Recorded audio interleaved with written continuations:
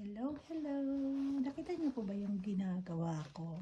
Nag-promise po ako sa inyo, sabi ko, papakita ko sa inyo kung paano gagawa ng dulo ng tote bag. So, ulitin ko po. Gagawa lang kayo ng square or rectangle. Kasi kung mas gusto niyo ng mas mahaba yung bag, so kayo po, kung ilang centimeter yung length, tapos yung width, kayo din po yung magde-decide. Kung gusto niyo mas malaki yung width, maiksi yung length, so kayo po. So, ito po kasi, mga tira-tira ko to, tapos nanghihingi si Gracia, si Grace, ng bag. So, ginamit ko to. Gusto niya daw yung nabigay ko kay Carla. So, ito ano siya, parang upholster. So, parang waterproof. Kaya, nag-iwas ako na magtayo ng masyadong makapal. So, natahi ko na siya actually both sides, tapos dito. Tapos ngayon, ito yung strap ko, dalawa siya na ganito kalapad. This is 12 cm kasi ano ko siya. I think 3 pala to. So 12. So tig 3 cm kasi di-divide ko siya sa 4. Ayan. So magiging ganyan. So yung measurement ng handle, sabi ko nga is 30 cm, no? Yung sa shoulder. Tapos siyempre magbibigay kayo ng allowance para dun sa itatahi nyo dun sa pinaka kabitan ng handle. So, ganito po, no? Ito actually na sukat ko na. So, from the tahi, sa tahi po sa tahi. Hindi dun sa dulo. Sa tahi. So, from the tahi, 3 cm yung kinuha kasi ayoko naman na masyadong malapad. So, kasi pag 3 cm, so pag sa kabila 3, so 6 na siya. So, 3 cm dyan. Tapos, from tahi din dito, ayan, 3 cm din siya, 1, 2, 3. Ayan. So,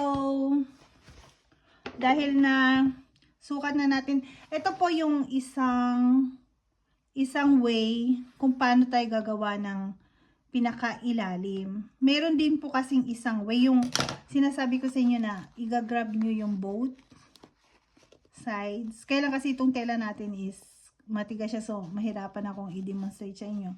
Gaganyanin nyo, measure nyo yung doon, tsaka hanggang dito, tapos measure kayo ng paganon. Dapat pantay yung kabila, tapos tatahiin nyo.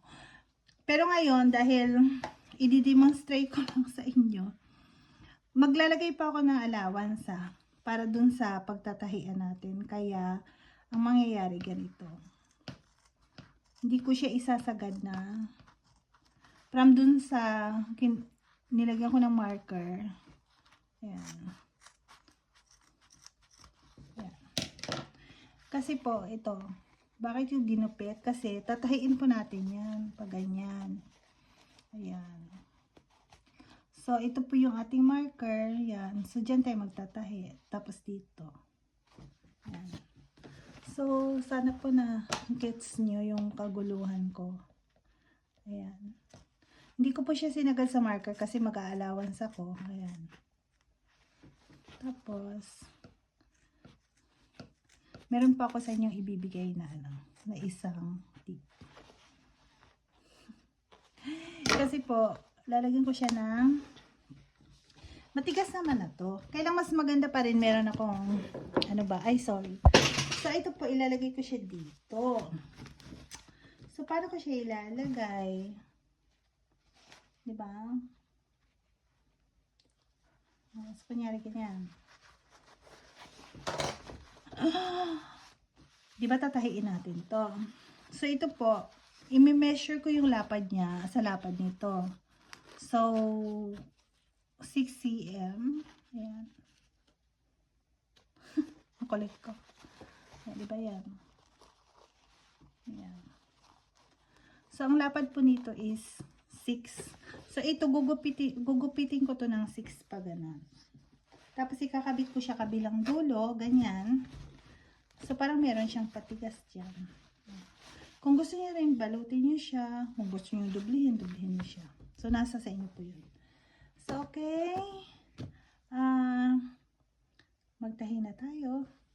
Babalikan ko kayo. So, balik po ako sa inyo. So, ito po tinahi ko na siya. Natahi ko na yung kabilang dulo. Tapos ito po, tinahi ko na, no? Yan. Pero, ano po yan na matibay yan, ha? Medyo maiksi kasi ano ko doon. Tapos itong sinabi ko sa inyo na patigas ko, papadaanan ko ulit siya doon. So, yung kanina, di ba nakita nyo? Square siya. Tapos yung square, yung pinakakabilang dulo, kukunin nyo, tapos tatahiin nyo siyang paganon. Ayan. So, balik po tayo sa inyo. So, okay. Ito na yung bag. Ito na po siya. Ayan. Nakita nyo. So, that would be the puwet. Ayan. Ayan siya. If you can see. So, ito po yung loob. Ayan yung ating ginawang. This is what we have done. Diba yung itim? Ayan siya. Ayan. So, what are we gonna do now is, gagawa tayo ng strap. So, I have made a strap. Already, ito siya. So, ngayon, ito naman yung gagawin. So, sabi ko nga sa inyo, what I'm doing is 3 cm siya, no? So, ayan. Ayan. Tapos, itutupin nyo lang siyang ganon. And then, safety pins. Ayan. Tapos, diretso lang siya hanggang doon. And then, I will show you ulit.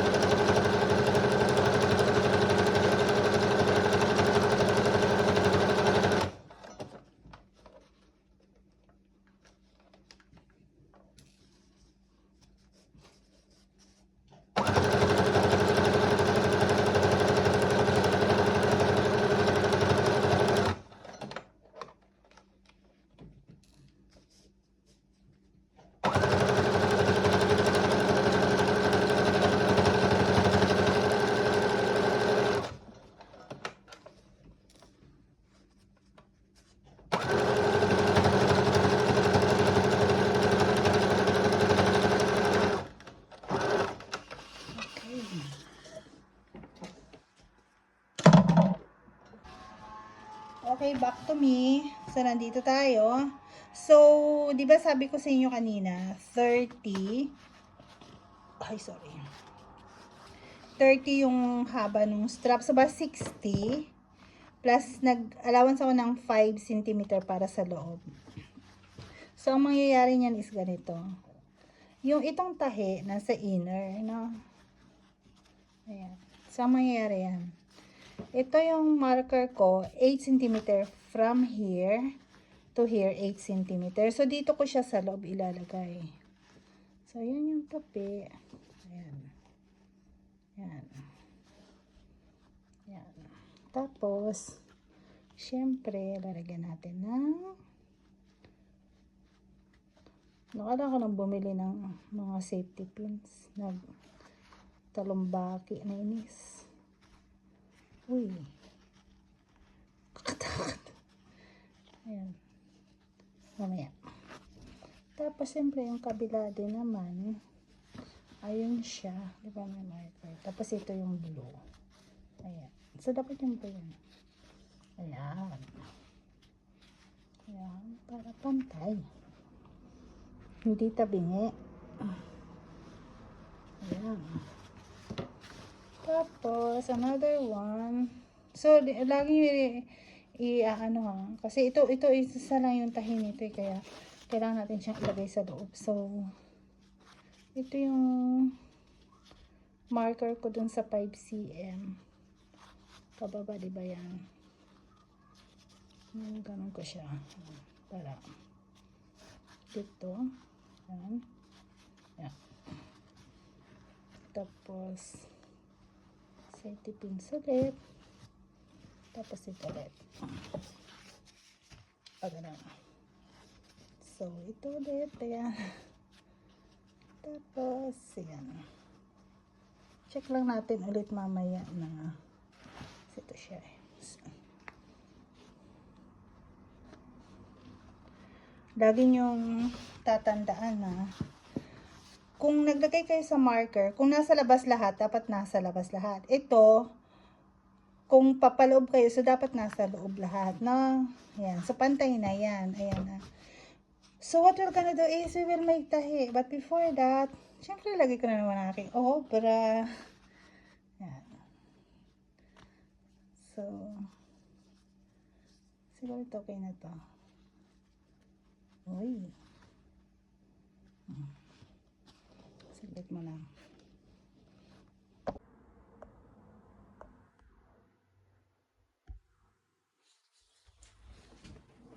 So, tatahiin na natin yung handle. The handle of the bag. Ay, sorry.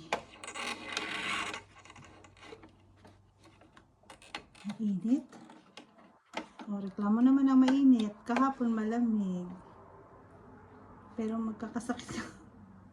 Madali kang magkasakit nito. My goodness. Malamig. Sala sa init. Sala sa lamig. Ayan.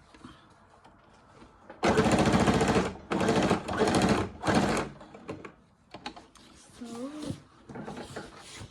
ito tayo ng handle. Bakit kasi yung mamaya pag nagawa na siya. Ayan.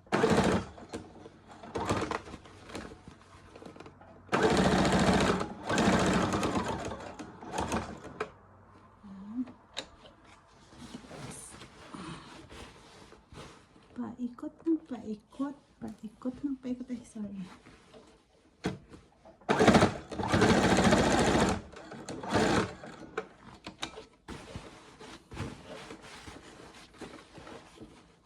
Sinusundan ko lang yung ano ng handle. Ayan. So, ayan na tayo, diba? So, anong gagawin natin? Para tumibay, so maglalagay tayo ng extra. So, ayan, wala na naman tayo ng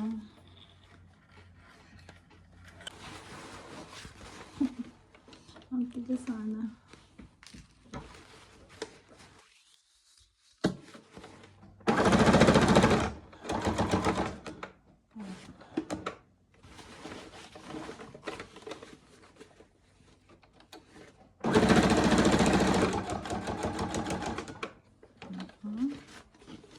Tapos, reinforce natin as usual.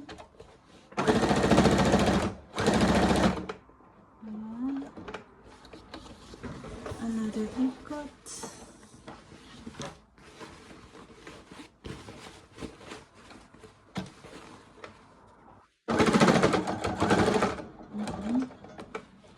And then, another, the last X.